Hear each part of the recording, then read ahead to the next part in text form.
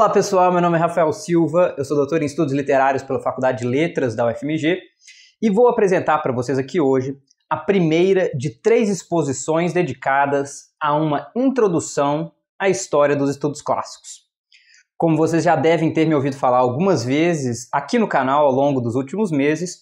esse é um tema que apareceu para mim ao longo das minhas pesquisas de doutorado, quando, preocupado com a situação do campo dedicado ao estudo da antiguidade no presente, eu descobri a existência desse subgênero erudito, que é a história dos estudos clássicos. Ou seja, um conjunto de publicações dedicadas à compreensão do que é a história daqueles que dedicaram suas vidas ao estudo dos textos antigos, das línguas antigas e de boa parte do material que fez parte do contexto histórico da antiguidade, sobretudo greco-romana. Vários desses temas serão problematizados ao longo dessas exposições, mas eu começo situando, portanto, essas apresentações à luz do que são as minhas pesquisas de doutorado, porque alguns desses temas já foram apresentados aqui antes, não com a forma sistemática como eu pretendo adotar nessas 3 próximas exposições,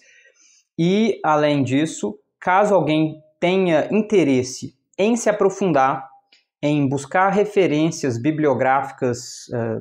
escritas, publicadas em português, uma referência básica que eu faço e que de alguma forma fundamenta o que eu vou apresentar aqui ao longo dessas 3 exposições é a minha tese de doutorado, O Evangelho de Homero, por uma outra história dos estudos clássicos, defendida em 2022 na Universidade Federal de Minas Gerais, pela Faculdade de Letras, e lá vocês encontram boa parte do que está na base dessas apresentações aqui. Feitos esses esclarecimentos, eu gostaria de ler a proposta desse curso. Os estudos clássicos constituem um campo dedicado às línguas e culturas da antiguidade mediterrânica, com ênfase naquelas de base greco-romana. Esse campo tem uma história bastante complexa e um subgênero especialmente dedicado ao tema História dos Estudos Clássicos. Dentre os principais expoentes desse subgênero, figuram nomes importantes como os de Sir Sandys, Wilamowitz Mühlendorf e Pfeiffer. Proponho-me a oferecer uma leitura crítica de seus manuais, auxiliado pelos apontamentos de Pascal Hummel, em Histoire de l'Histoire de la Philologie, publicado no ano 2000, a fim de delinear as bases compartilhadas por praticamente todas as propostas de história dos estudos clássicos, oferecendo um panorama introdutório ao assunto. Eu já ofereci um mini-curso, na verdade 2 mini-cursos, com essa temática, e boa parte do material reunido aqui foi criado para esses mini-cursos e melhorado, aperfeiçoado com o tempo, para chegar numa forma sintética que apresente o tema para o público brasileiro de forma compreensível e, eu espero, instigante, de modo a trazer também para as terras brasileiras essa discussão, a meu ver, tão importante, que é a relativa à historicização dos próprios estudiosos que se dedicaram à antiguidade. Ou seja, a possibilidade de compreender que pessoas como, vamos começar com Friedrich August Wolff, mas se a gente quiser remontar à antiguidade, Petrarca, Erasmo de Roterdã, Lourenço Valla, no Renascimento de base francesa, Guillaume Budet,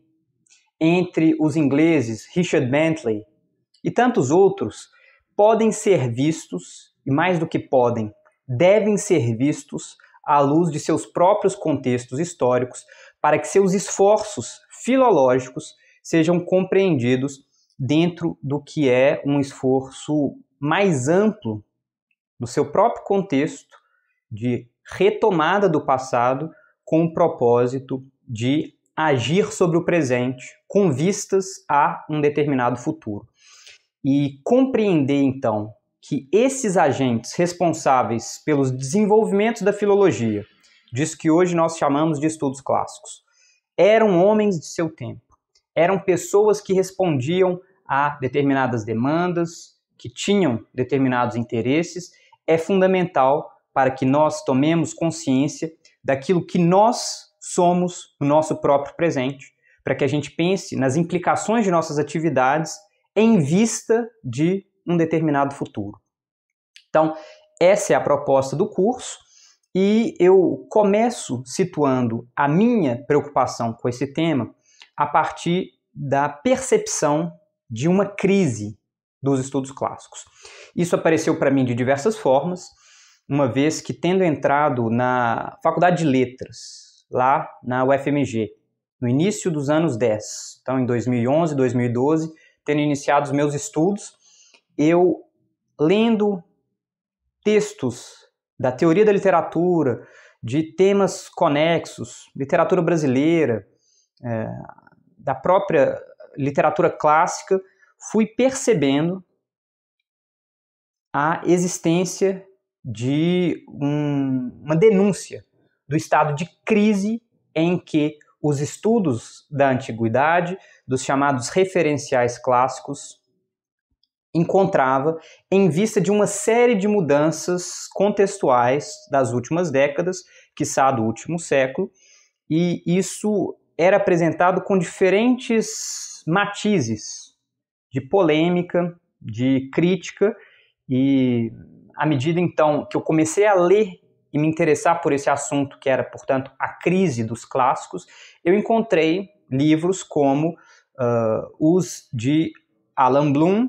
O Declínio da Cultura Ocidental, de 1989, clássicas, Uma Disciplina e Profissão em Crise, do Cullen e Edmonds, né, editado pelos dois, com artigos de vários estudiosos dos Estados Unidos e de partes da Europa, Quem Matou Homero, do Hanson e do Heath, de 1998, A Morte de uma Disciplina, da Gayatri Chakravorty Spivak, e A Literatura em Perigo, do Tsvetan Todorov, publicado no Brasil em 2010.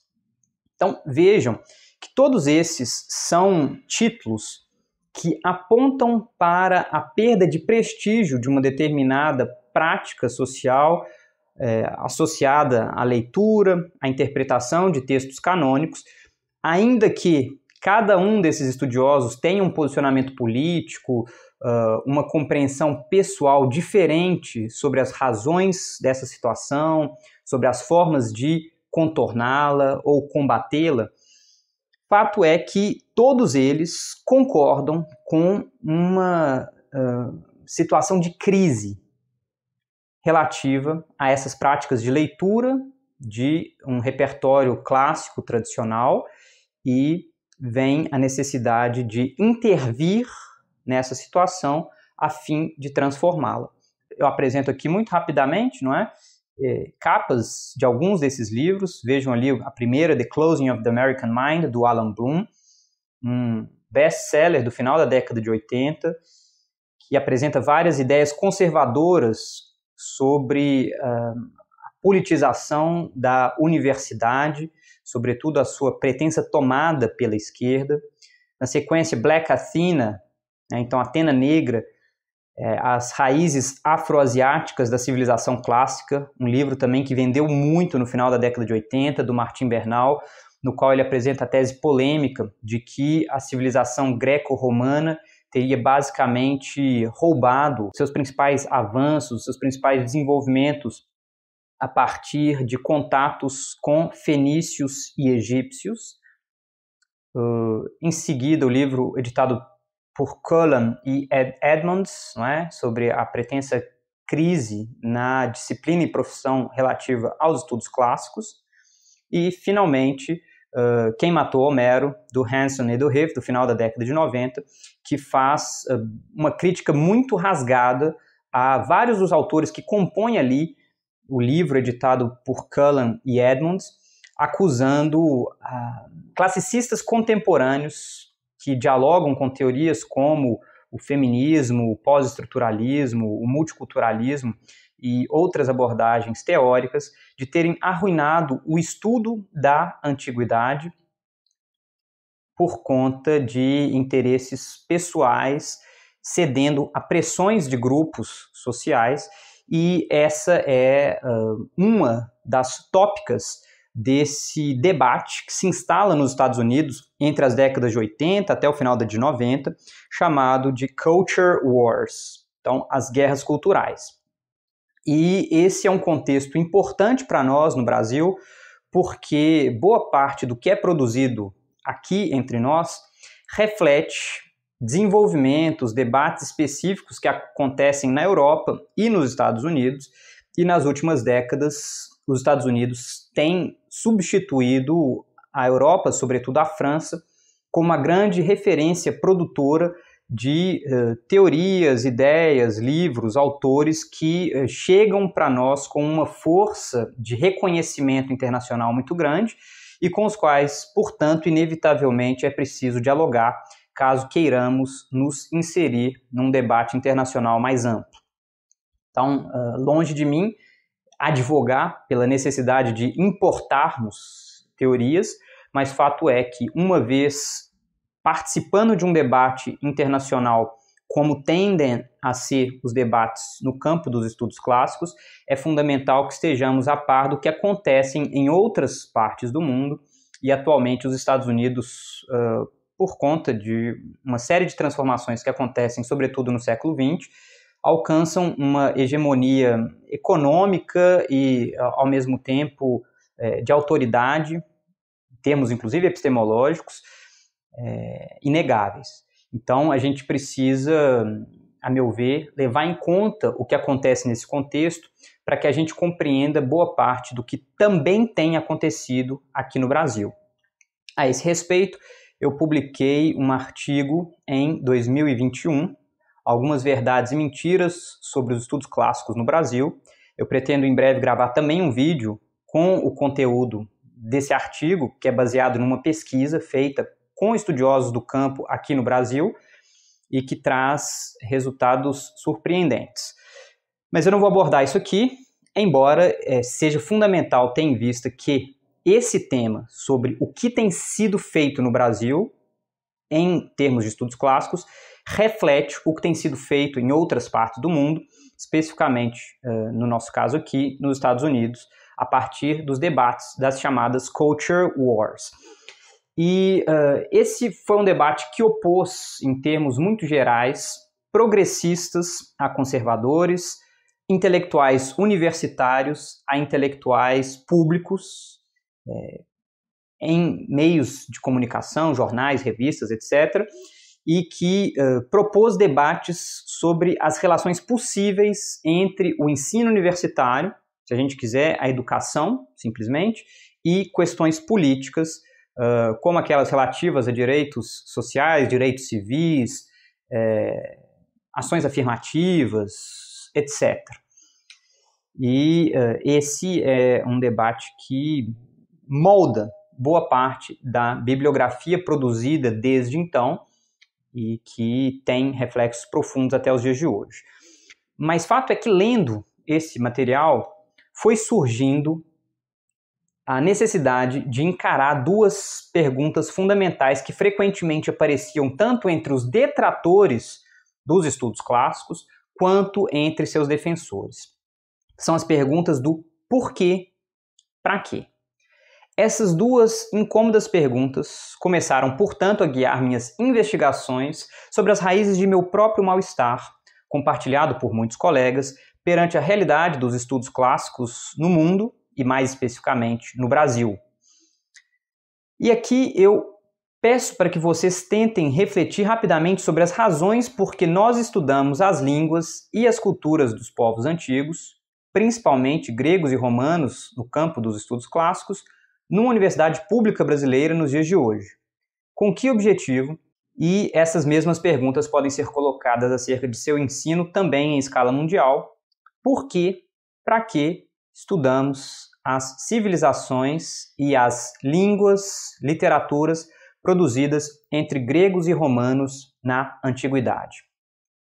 Isso pode parecer um dado, estuda-se porque é importante, porque eles são fundadores da nossa tradição, porque eles nos ajudam a refletir sobre a nossa língua, sobre a nossa própria cultura, enfim, a nossa primeira resposta pode variar enormemente. mas eu gostaria que vocês tentassem pensar aí durante um tempo por que nós estudamos gregos e romanos antigos nos dias de hoje na Universidade Pública Brasileira e para quê? Ou seja, por que motivo e com que objetivo esse estudo se mantém até os dias de hoje em universidades e faculdades de letras, em faculdades de filosofia, história, campos afins das humanidades e às vezes mesmo em outros campos do conhecimento, tendo gregos e romanos um lugar cativo na história da ciência, por exemplo, da matemática, da física, mesmo da química, enfim, de campos afins à prática científica. Por quê? Para quê? Esse curso vai, em larga medida, tentar refletir sobre essas duas questões e será muito bom se vocês, a partir da resposta dada nesse momento por vocês agora,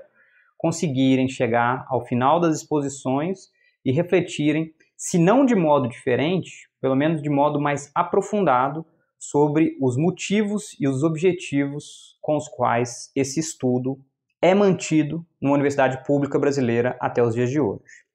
E foi lendo algumas dessas contribuições sobre o lugar dos estudos clássicos no âmbito das Culture Wars que eu descobri a existência desse subgênero erudito, história dos estudos clássicos, manuais escritos desde o final do século XIX até meados do século XX, que tentam responder às perguntas do porquê, para quê, com bases históricas. E para isso, esses eruditos, cujos nomes eu vou mencionar em breve, refletem sobre a forma como estudiosos dedicados ao cultivo das línguas antigas, à interpretação dos textos antigos, à compreensão mais global do contexto em que esse material foi produzido, tentaram responder sobre a pertinência daquilo que eles faziam para o tempo presente em diferentes contextos históricos. E isso foi muito interessante para mim, enquanto alguém que trazia essas questões para o meu próprio presente, porque eu me dei conta de que, desde a Antiguidade, passando pela Idade Média, pelo Renascimento, até o advento da modernidade, em termos de estudo universitário, ali no final do século XVIII, início do XIX, que estudiosos conseguiram responder de forma pertinente a essas perguntas, ainda que sempre se vissem confrontados com a necessidade de refletir, de defender a sua área de detratores. Ou seja, a ideia de que a crítica a esse campo, a sua inutilidade, a sua falta de perspectiva prática, enfim, entre muitos outros argumentos, seja uma exclusividade dos nossos tempos é uma bobagem. Porque a necessidade de defender o campo, o estudo dos textos antigos, das línguas antigas, o valor disso, a sua participação no presente, acompanha o campo, se a gente crê no que vem escrito nessas várias histórias do campo, desde as suas manifestações mais antigas. E com isso que eu apresento aqui alguns dos manuais de história dos estudos clássicos que eu encontrei durante as minhas pesquisas. Quem tiver interesse em aprofundar nesse tema, na minha tese de doutorado, eu ofereço um apêndice com uma lista de 4 ou 5 páginas, com títulos de obras que abordam a história dos estudos clássicos ou aspectos específicos dentro dessa história, como, por exemplo, a história dos estudos clássicos na Alemanha, a história dos estudos clássicos na Antiguidade, a história dos estudos clássicos na Bélgica, na França, na Inglaterra, etc. Mas vejam alguns dos manuais que me pareceram importantes de início. O Manual de Filologia Clássica, do Salomon Rainer, de 1880, em francês. A Filologia Clássica, de Max Bonnet, de 1892, também em francês. Esses 2 primeiros são bastante introdutórios, sobretudo o do Rainer, que começa com uma espécie de resumo de cerca de 30, 40 páginas sobre a história dos estudos clássicos, mas é organizado praticamente em tópicos, tamanha a extensão do tema. No caso do curso do Max Bonnet, a segunda aula é dedicada à história dos estudos clássicos, é também um resumo, bastante rápido. E o terceiro título é talvez um dos mais importantes com que nós contamos nesse campo. A História da Erudição Clássica, escrita por Sir John Edwin Sandys, em 3 volumes, publicados entre 1903 e 1908, e que é uma referência fundamental até os dias de hoje, porque, embora ela tenha um quê de enciclopédica, organizada como é cronologicamente, dividida em zonas geográficas, sem um aprofundamento de reflexão crítica na organização do material que ele organiza, né, que ele reúne, ao mesmo tempo ele traz muitas informações, às vezes, sobre estudiosos e obras bastante obscuras. Então, ele é um material de consulta que permanece válido, embora esteja evidentemente defasado em termos de atualização bibliográfica, até os dias de hoje. Depois nós temos uma história da filologia clássica do século VII a.C. até o século XXI, de Harry Thurston Peck, de 1911, em inglês. O Peck é um estadunidense, e esse é um material não muito bom, porque é escrito frequentemente de segunda mão. Ele pega muito do que havia sido publicado pelo Sandys, lá na Inglaterra, também em inglês, e não tem contribuições lá muito autorais, reflexões muito específicas dele. Na sequência nós temos História da Filologia Clássica, do Wilhelm Kroll, publicado originalmente em 1908, em alemão. A gente tem uma tradução desse material para o espanhol, facilmente encontrável, e é um manual curto, mas bastante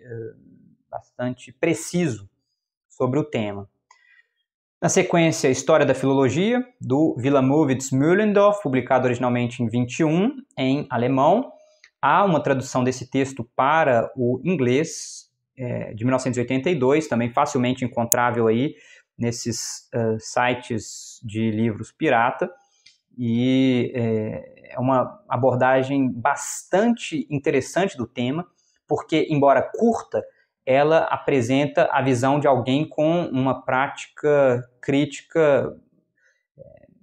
bastante contundente, que é a de um dos maiores helenistas da história dos estudos clássicos, o Wilamowitz Mühlendorf, talvez mais famoso hoje pela polêmica em que ele se envolve no início da década de 1870 contra o Friedrich Nietzsche, por ocasião da publicação do Nascimento da Tragédia, mas ele se consagra como um dos maiores nomes do estudo da antiguidade, no final do século XIX, na Alemanha, e sua influência é duradoura século XX afora. Ele morre em 1931, como a gente ainda vai ver, e nós temos ainda pelo menos dois títulos importantes dentro desse campo, um deles do Gaetano Righi, de 62, Breve História da Filologia Clássica. Ele mesmo tem uma contribuição mais extensa sobre o tema, a qual eu não tive acesso. Essa é uma contribuição escrita em italiano, mas que conta com uma tradução para o espanhol facilmente encontrável. A sua apresentação é diferente das anteriores, porque a perspectiva de um italiano traz especificidades com relação a aquelas de países naquela altura mais hegemônicos,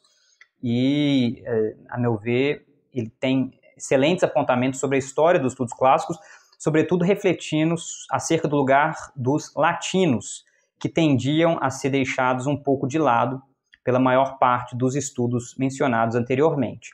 E um último estudo que vale a pena mencionar é o História da Erudição Clássica, escrita pelo Rudolf Pfeiffer, em 2 volumes, publicados em 1968 e 1976. Ele que é alemão, do sul da Alemanha, católico, mas que por conta da Segunda Guerra migra para a Inglaterra, onde ele realiza seus estudos e publica essa importante contribuição, que é uma síntese de uma vida dedicada ao estudo, sobretudo da literatura do período helenístico, a poesia. Ele é um estudioso importante de Calímaco, mas que apresenta aí também os resultados de uma vida dedicada a ler os comentadores, os estudiosos do campo, com ênfase especial no segundo volume, nos estudiosos modernos desde Petrarca. Vejam aqui rapidamente uma imagem com as capas de alguns desses livros, o do Sandys aí à esquerda, no centro o do Wilamowitz-Moellendorff, à direita do Pfeiffer e o do Rigg um pouco embaixo.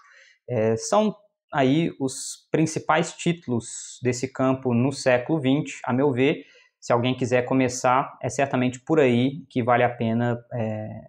visitar, vale a pena partir. E vocês devem ter notado que tem uma questão de nomenclatura. Às vezes, esses títulos são História da Erudição Clássica, às vezes, História da Filologia, às vezes, História da Filologia Clássica. E essas diferenças de título, a princípio, me pareceram bastante inócuas, mas fato é que elas têm implicações práticas. E para a gente tentar apresentar rapidamente algumas dessas aplicações, de forma, sem dúvida, superficial, é preciso compreender essas palavras. Vejam que a noção de filologia parte de um uso bastante antigo da palavra filologia, que já vem do próprio grego antigo, aparecendo em escritos de Platão e Isócrates, embora o seu sentido de estudo dos textos antigos apareça apenas para se referir ao bibliotecário de Alexandria, Eratóstenes, um nome importante dos estudos dentro da Biblioteca de Alexandria, chamado de filólogos, aí já com o sentido de alguém que se dedica ao estudo, cultivo dos materiais mais antigos, e o termo filologia, aí já por meio do latim, conta com certa revalorização a partir de seu emprego por humanistas do Renascimento em diante. Então, é comum encontrarmos publicações ali do século XV, XVI, XVII, XVIII, recorrendo à noção de filologia para falar do estudo dos textos e línguas da antiguidade, essa que se consagra como uma disciplina, a princípio ancilar com relação à teologia, ou seja, cujo objetivo era auxiliar a teologia na fixação dos textos, na interpretação de determinados termos, mas sempre submetendo-se à sua autoridade. É a partir do final do século XVIII, início do XIX, que a filologia ganha certa autonomia universitária com relação à teologia e passa a desfrutar da possibilidade de discordar de determinadas lições teológicas na leitura dos textos antigos. Já a noção de clássica, vejam que, por sua vez, também remonta à antiguidade, mas dessa vez não aos gregos, e sim aos romanos, uma vez que diz respeito ao sistema de classes, um sistema romano arcaico, e que aparece na obra de Tito Livio para se referir à classe dos aristocratas romanos mais abastados.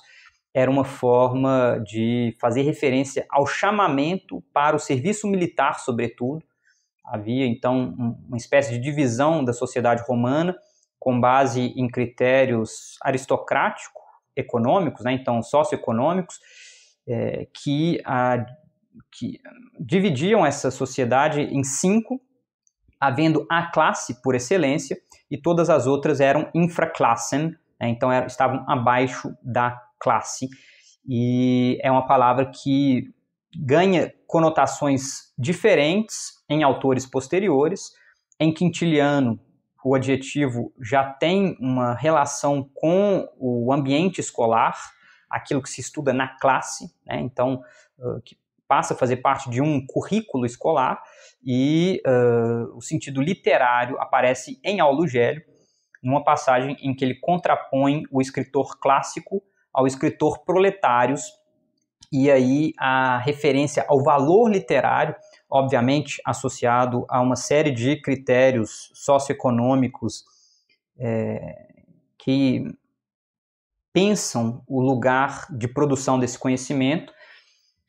aparece pela primeira vez. E esses são sentidos que vão se consagrando, embora a noção não apareça com frequência e praticamente desapareça ao longo da Idade Média,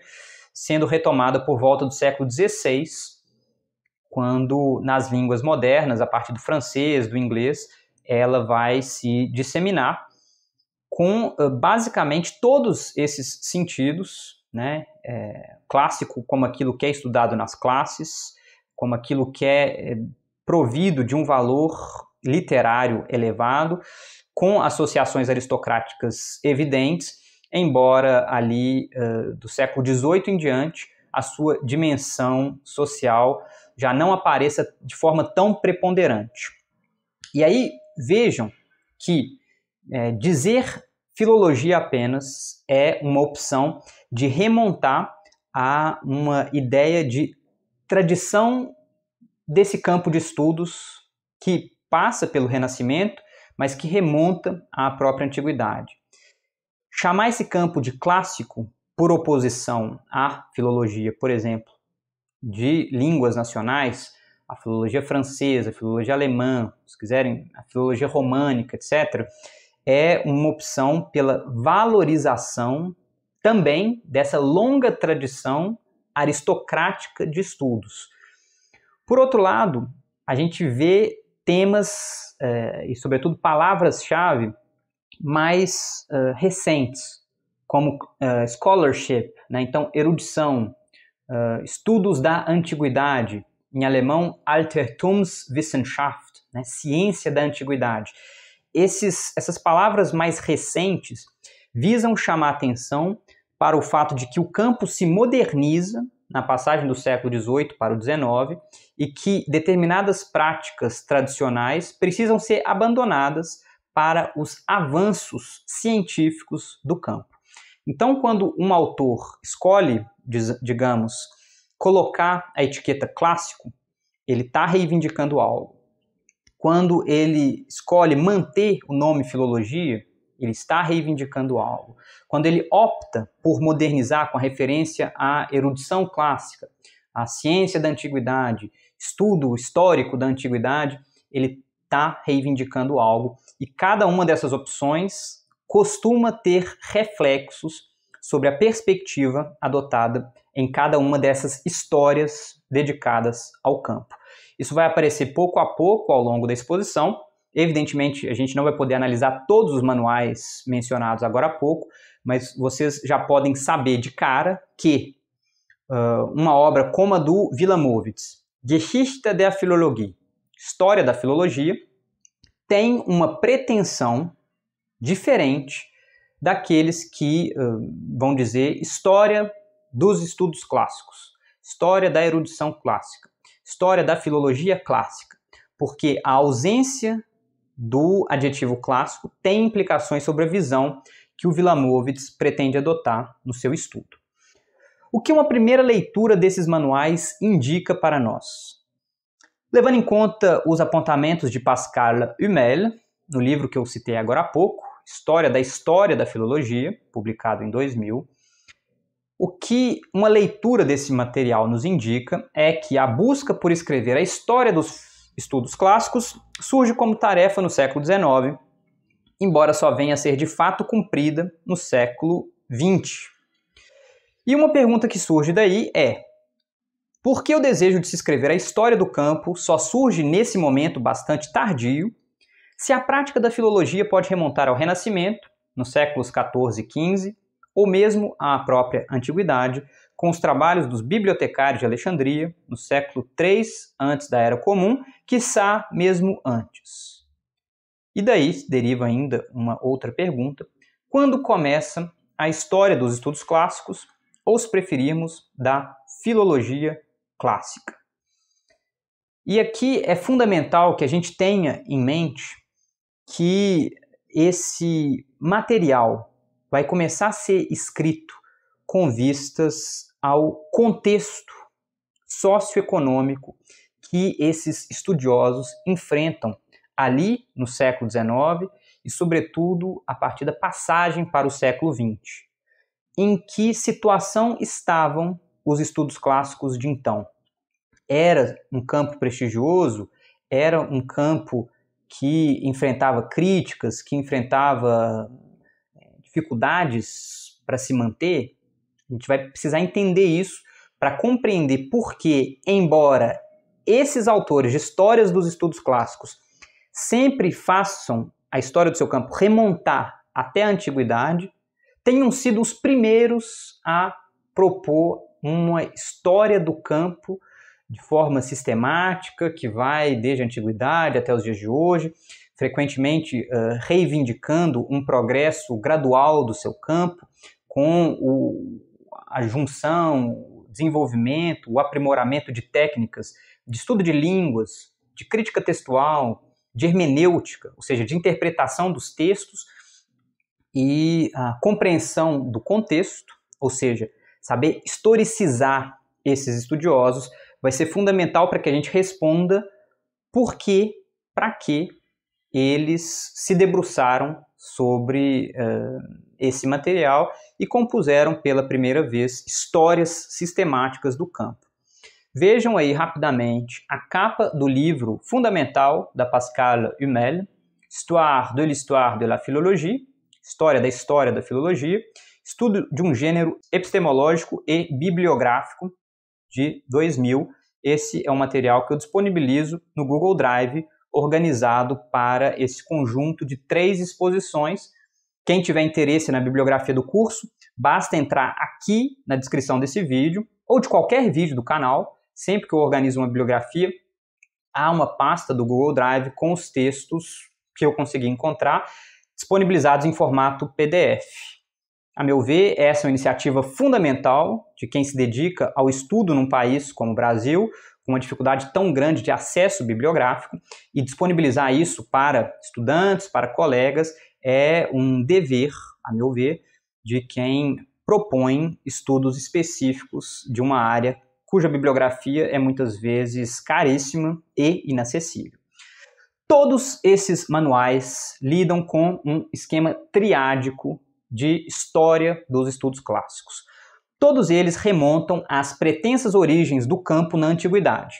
reconhecendo sempre o valor fundacional do trabalho dos filólogos de Alexandria nos séculos 3 a 1 antes da Era Comum, alguns deles remontando às vezes a Aristóteles e Platão, ou mesmo aos sofistas como prefiguradores do que vai ser a atitude filológica posterior, alguns eventualmente indicando Homero como uma espécie de filólogo avant la lettre. Um segundo momento que é enfatizado por todas essas histórias são as fases de transmissão desse material e do desenvolvimento de uma consciência filológica, com a transmissão manuscrita medieval. Isso aparece com valorizações diferentes, a depender do estudioso. Alguns valorizam essa transmissão positivamente, outros vão carregar as tintas negativas do que se perdeu, do que foi feito de forma inconveniente ou incompetente ao longo desse período. Todos enfatizam a importância do Renascimento italiano, do neoclassicismo francês, além dos séculos 17 e 18 no Reino Unido e nos Países Baixos, em períodos com que contamos com nomes como os de Guillaume Budet, Richard Bentley na Inglaterra, Runcken nos Países Baixos e muitos outros estudiosos fundamentais para o desenvolvimento de campos e subcampos no âmbito aí dos estudos da antiguidade. E absolutamente todos enfatizam a importância da instituição dos estudos clássicos na Universidade Alemã moderna, na passagem do século XVIII para o XIX, instituição que se dá com a junção da ideia de Bildung, educação, com a de Wissenschaft, ciência, a partir da totalidade subentendida na proposta de uma Altertumswissenschaft, isto é, uma ciência da antiguidade. Eu vou falar logo mais sobre esse terceiro momento, porque, embora a ideia de uma origem na antiguidade, de uma continuidade ao longo da Idade Média, do Renascimento e do início da modernidade, o que aparece como o ápice em todas essas histórias é a fundação da ciência da antiguidade na Alemanha do início do século XIX, e o nome que aparece destacado por todos esses estudiosos, gostem ele ou não dessa figura, é o de Friedrich August Wolff, considerado o herói fundador dos estudos clássicos na modernidade. Esse é um autor cuja obra eu estudei na tese. Quem tiver interesse em conhecer um pouco mais sobre a vida desse estudioso, basta ver dois subcapítulos do terceiro capítulo dessa tese, no qual eu me volto para aspectos da sua vida, para suas relações, seus precursores, e no apêndice ainda ofereço uma tradução inédita para o português de um texto fundamental escrito pelo Wolff, sobre o qual a gente ainda vai falar mais, que é a Darstellung der Altertumswissenschaft, a apresentação da ciência da antiguidade, texto publicado originalmente em 1807 e que sistematiza o estudo da antiguidade, pensando nos vários campos, em como eles se concatenam, em quais são os objetos do estudioso desse campo, quais objetos estão excluídos, e por aí vai, sempre com implicações profundas para aquilo que nós fazemos até os dias de hoje. Vejam que eu não endosso a ideia de Wolff como um criador tão inovador, como alguém cujas ideias sejam tão revolucionárias e produtivas. Mas o que eu tento pensar é nos efeitos que o seu trabalho tem para aquilo que nós fazemos até os dias de hoje, frequentemente com o objetivo de questionar esses efeitos. Vocês vão ver que o discurso de Wolff frequentemente se entremeia de argumentos que são de ordem colonialista, imperialista, e deveriam ser considerados absolutamente inaceitáveis por alguém que questiona o sistema colonial imperialista europeu do século XIX. Então, não acreditem que eu esteja aqui enaltecendo a figura do Wolff. Quem se der o trabalho de ler lá esses 2 ou 3 subcapítulos que eu dedico ao trabalho do Wolff vai compreender muito rapidamente que a minha proposta é ver como a base moderna da nossa disciplina precisa ser revista caso as nossas práticas queiram se tornar mais críticas e mais participativas de uma transformação do nosso presente. Mas o que nos importa aqui nesse momento introdutório é compreender que todas as histórias supracitadas do campo dos estudos clássicos têm em Wolff uma figura central. A ênfase de cada uma delas pode variar, mas todas reconhecem aquele esquema triádico básico, antiguidade, renascimento, modernidade, alemã, e todas apontam na vida e na obra de Friedrich August Wolff. Vejam aí as datas de nascimento e morte, né, que viveu entre 1759 e 1824, um ponto fundacional desse campo na modernidade, na medida em que ele seria, e vejam quais são os 3 argumentos que frequentemente aparecem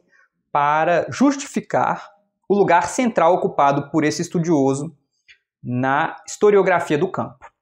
Ele teria sido liberador dos estudos filológicos de sua posição subalterna com relação à teologia, ao se formar pela primeira vez na história como studiosus philologiae, essa é uma história que ele mesmo conta em sua biografia, escrita por seu genro, Wilhelm Köther, publicada pouco depois da sua morte, e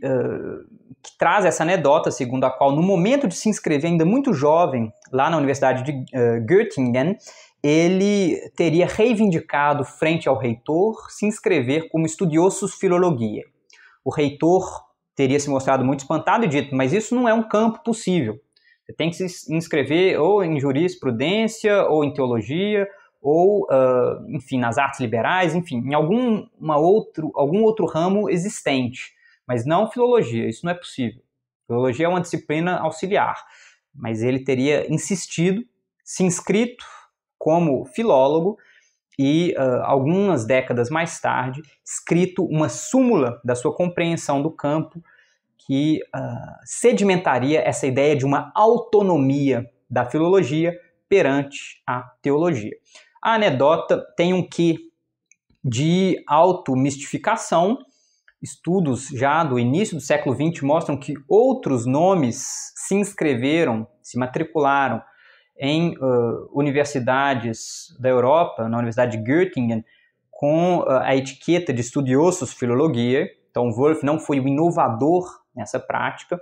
e, da mesma forma, muito daquilo que ele reivindica como criador na sistematização do campo já era prática em outros lugares, sobretudo naquilo que seu professor Christian Gottlob Heine já fazia lá na Universidade de Göttingen, por exemplo. Outro aspecto que aparece frequentemente reivindicado para justificar a sua centralidade na historiografia do campo é o seu papel como fundador das bases sérias para uma abordagem da questão homérica no século XIX, com seus Prolegomena ad Homerum, seus Prolegômenos a Homero, publicados em 1795. Esse é um trabalho fundamental para esse campo de estudo da poesia antiga, estudo do material legado por escrito, sobretudo pela antiguidade grega, e escrito em latim, no final do século XVIII, causou um verdadeiro rebuliço na intelectualidade europeia do período, e é um livro que conta com tradução para o inglês, uma tradução muito bem feita, publicada em 1985. Vocês encontram esse material aí também facilmente em repositórios de arquivos virtuais. Eu recomendo fortemente a leitura, porque eu vou falar mais disso. Esse é um texto que, por assim dizer, funda a ideia de que estudar a história da transmissão de um texto é fundamental para que a gente compreenda esse texto mesmo. E vejam que ele faz isso no final do século XVIII. Então, muito antes de Estética da Recepção com Jauss, com Isa, mas ele está pensando em como a história da transmissão de um texto frequentemente afeta esse texto mesmo. Não apenas a sua interpretação, mas a materialidade do texto. É óbvio que o fato de ele partir de Homero, enfim, um nome dado aí a uma tradição de poesia oral, ele, inclusive, é um dos responsáveis por formalizar vários apontamentos anteriores que indicavam os aspectos orais desse material, está na base das suas intuições sobre a transformação que o processo de transmissão acaba implicando sobre a materialidade do texto. Afinal, uma vez que a tradição era oral, o próprio colocá-la por escrito já vai trazer, inevitavelmente, uma série de transformações com relação àquilo que era feito antes. Por mais fidedigna que tenha sido a tentativa de colocar esse material por escrito. Mas vejam que esse é um dos primeiros trabalhos que formaliza, de forma considerada intelectualmente séria pela erudição europeia do século XVIII, essa questão da oralidade homérica. E um terceiro ponto, enfatizado por todas essas histórias do campo, é que Wulff teria sido organizador desse campo de estudos a partir da sistematização proposta em sua apresentação da ciência da antiguidade, o texto ao qual eu me referi há pouco e que foi publicado em 1807. Então vejam que não são poucas as reivindicações desse nome de Friedrich August Wulff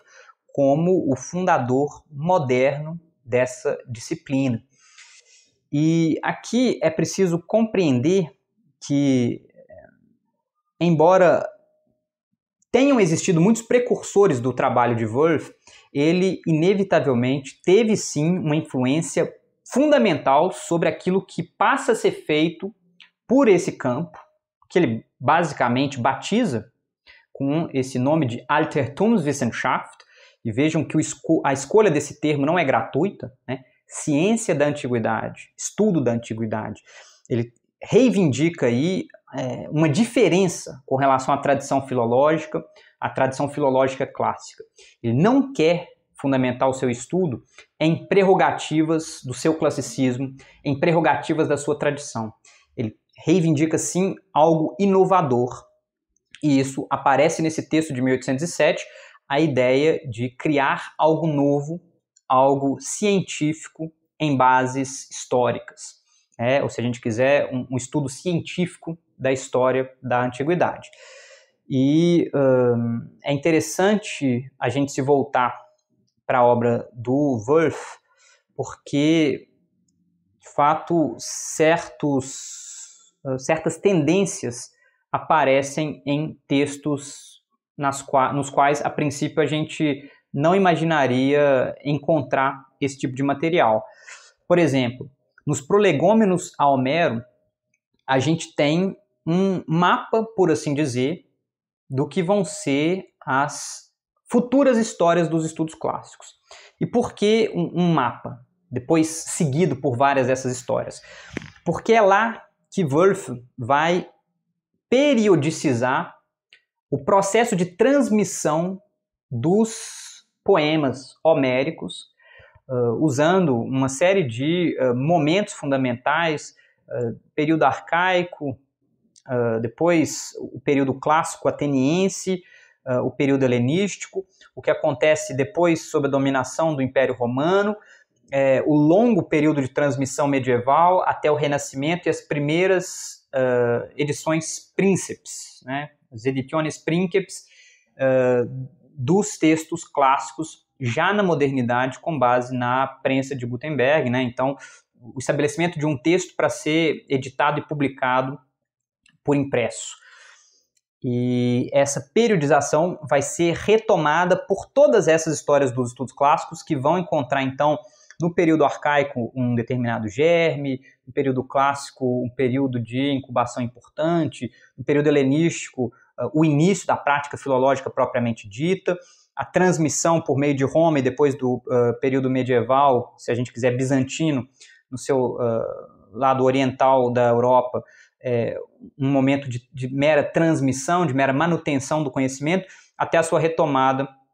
na modernidade do Renascimento em diante, e isso tem um impacto profundo sobre o que vai ser a escrita dessas histórias. A meu ver, Woelf, já nos prolegômenos a Homero, publicados em 1795, desenha o mapa da história dos estudos clássicos, que vai ser repetido depois, obviamente, com muito mais precisão, com certas especificações, pelos estudiosos que o sucedem.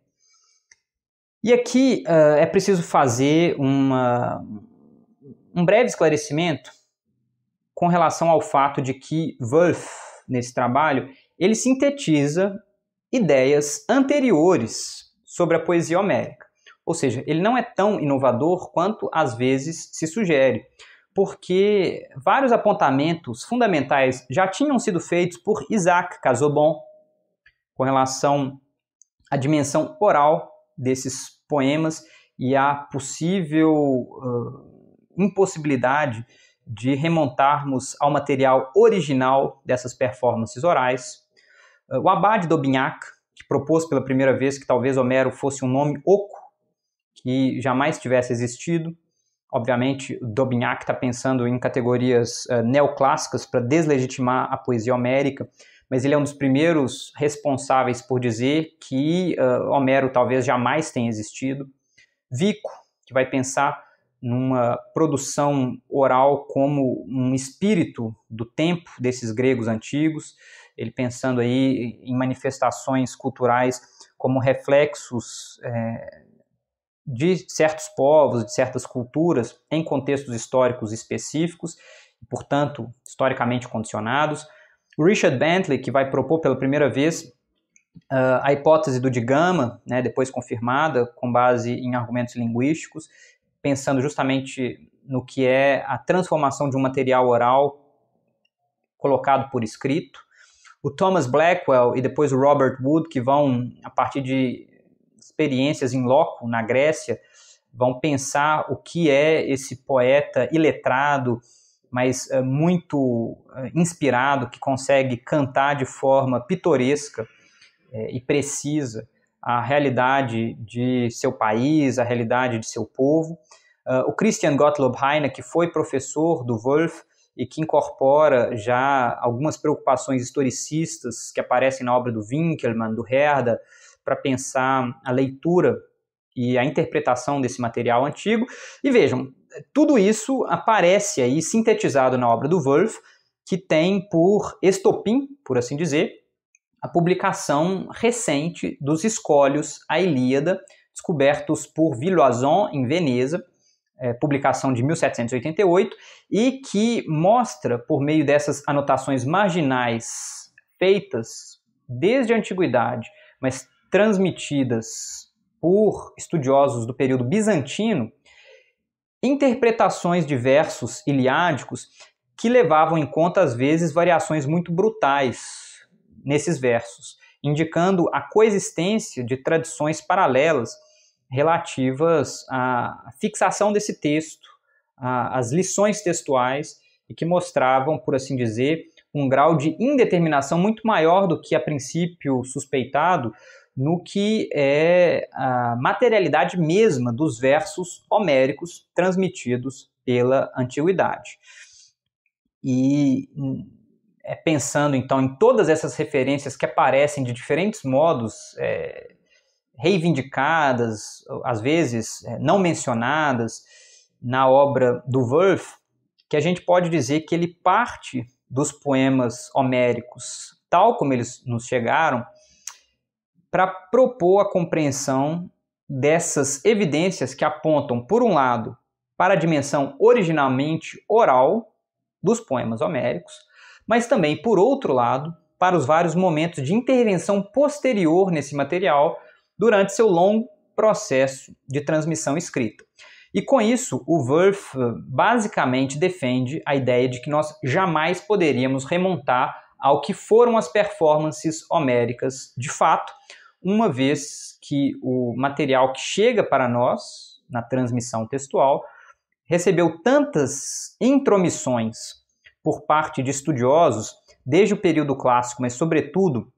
com o trabalho dos chamados filólogos de Alexandria, Aristófanes de Bizâncio, Aristarco da Samotrácia, entre outros, que o máximo que a gente poderia recuar na formalização desse texto era até o período helenístico. Ou seja, a Ilíada e a Odisseia, tal como escritas não por Homero, mas sim pelos filólogos que se debruçaram sobre esse texto ali por volta do século III antes da Era Comum. Embora Woelf não tenha cumprido a promessa esboçada no início desse seu primeiro volume, ele pretendia estudar a história textual dos poemas homéricos desde sua criação oral até suas mais recentes edições modernas, passando por sua longa transmissão manuscrita. Ele não cumpre a sua promessa porque ele para ali no início do período helenístico, ele não avança para além disso e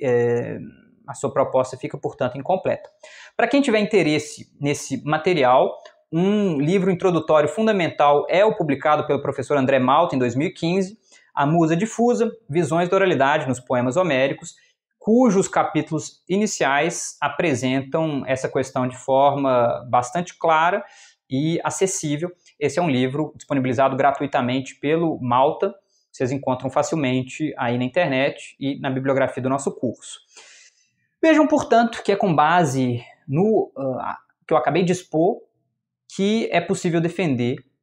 que a mais antiga história dos estudos clássicos se encontra delineada já nos Prolegomena ad Homerum, ainda que eles sejam deixados aí incompletos, e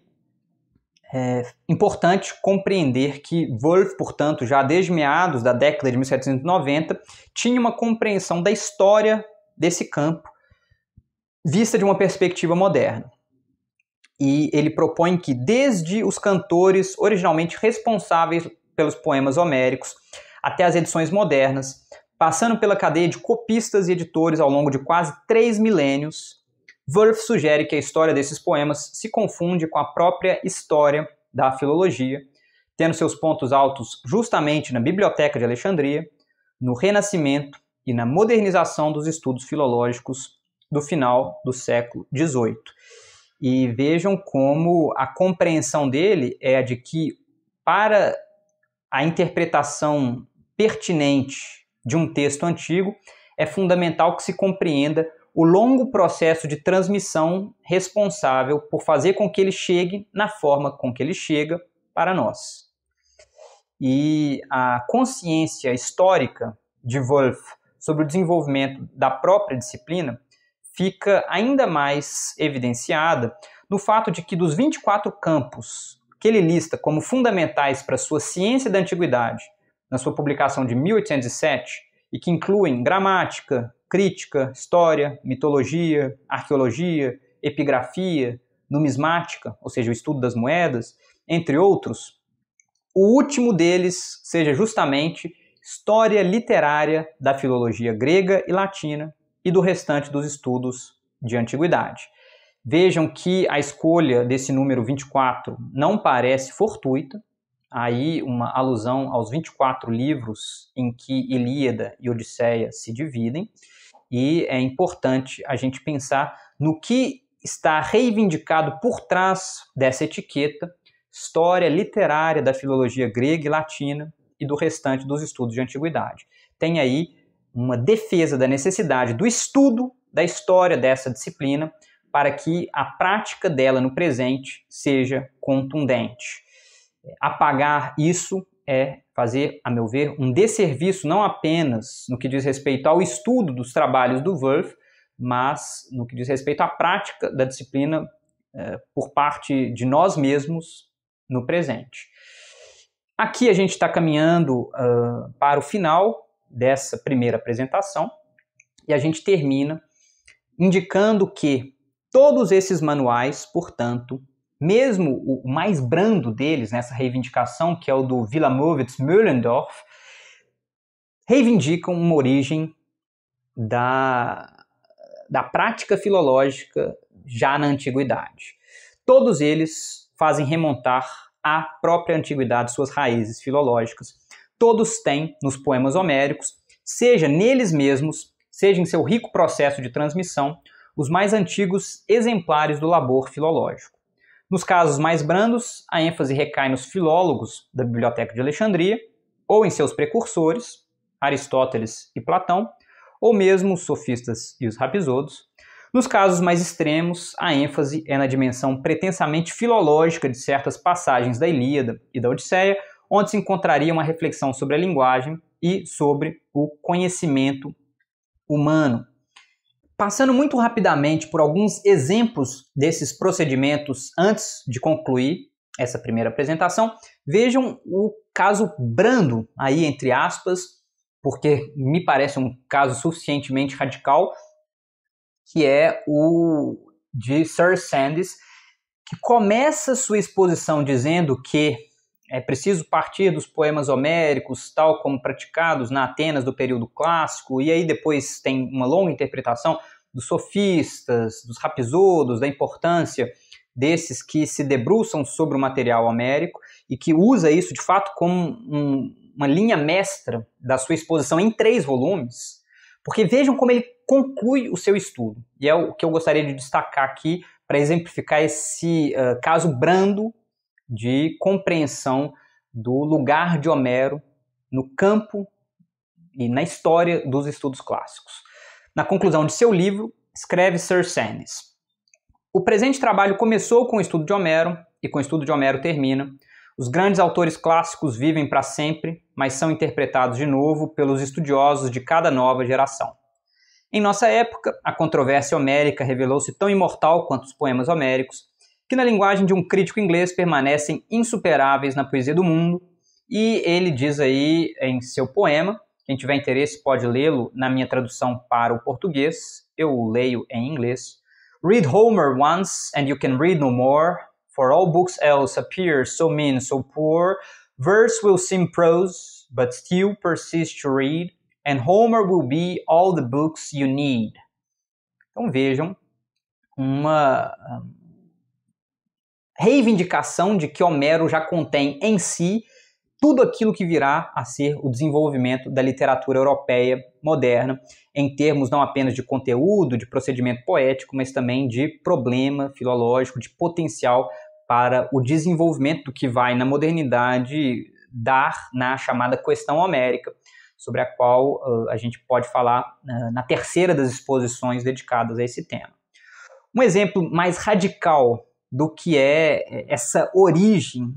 da filologia nos poemas homéricos, e não apenas na sua transmissão, é aquilo que se encontra no manual de Rudolf Pfeiffer, escrito em 1968, no qual a gente lê, aí já no início do seu trabalho, na página 3, os poetas épicos foram inspirados pelas musas, e o poeta que criou a parte principal de nossa Ilíada é o maior poeta de todos os tempos. Muitas vezes foi dito que Homero deve ser seu próprio intérprete. Isso também é verdade em um sentido bastante específico. Ele não apenas criou, mas repetidamente interpretou sua própria linguagem poderosa ao longo de seu poema.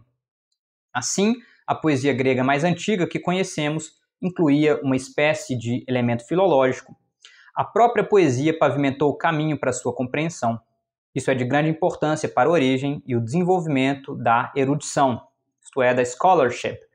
Então vejam como Pfeiffer reivindica que já no que Homero faz nos seus poemas, há uma reflexão filológica em germe que vai engendrar o trabalho de reflexão sobre a língua, sobre o material poético, que depois se desenvolve mais plenamente no período helenístico com os estudiosos da Biblioteca de Alexandria.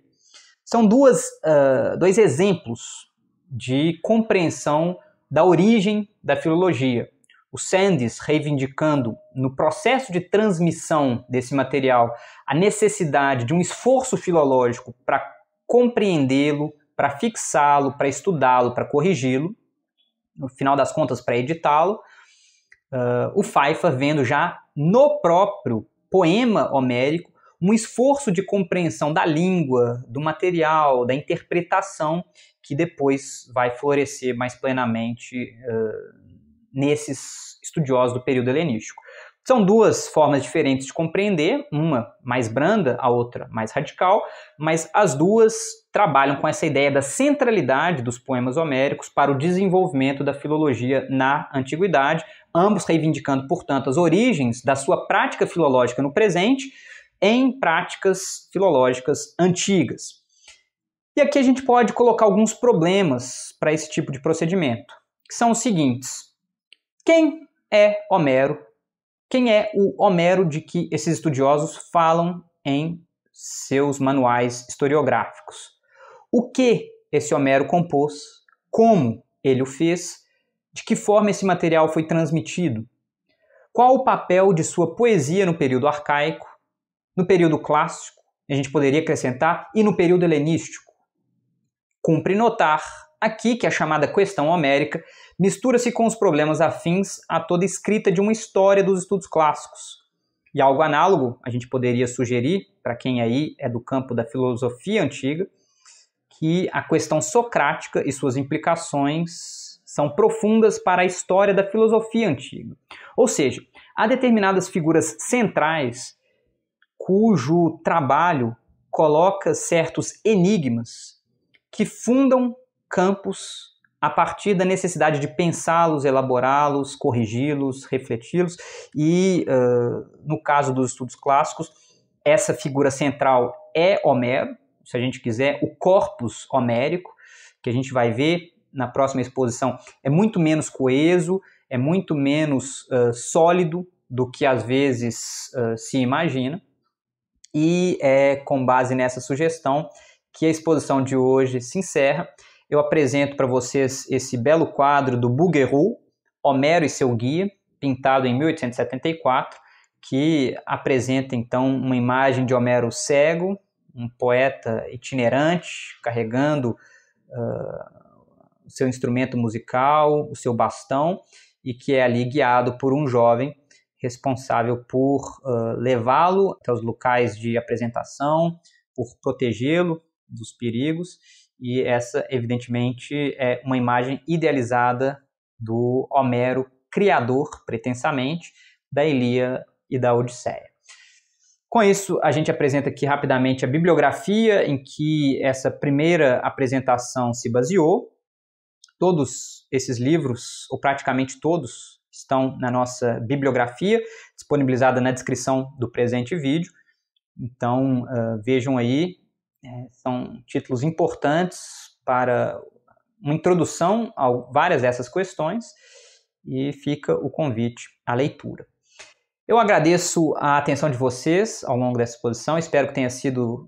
suficientemente instrutiva, tenha apresentado elementos instigantes para vocês pensarem nas suas próprias práticas de estudo dos textos antigos. Quem tiver interesse, deixe comentários, me escreva, né? Eu sempre deixo disponível o meu e-mail, a gente fica em contato. As minhas redes sociais também estão disponibilizadas aqui na descrição do vídeo.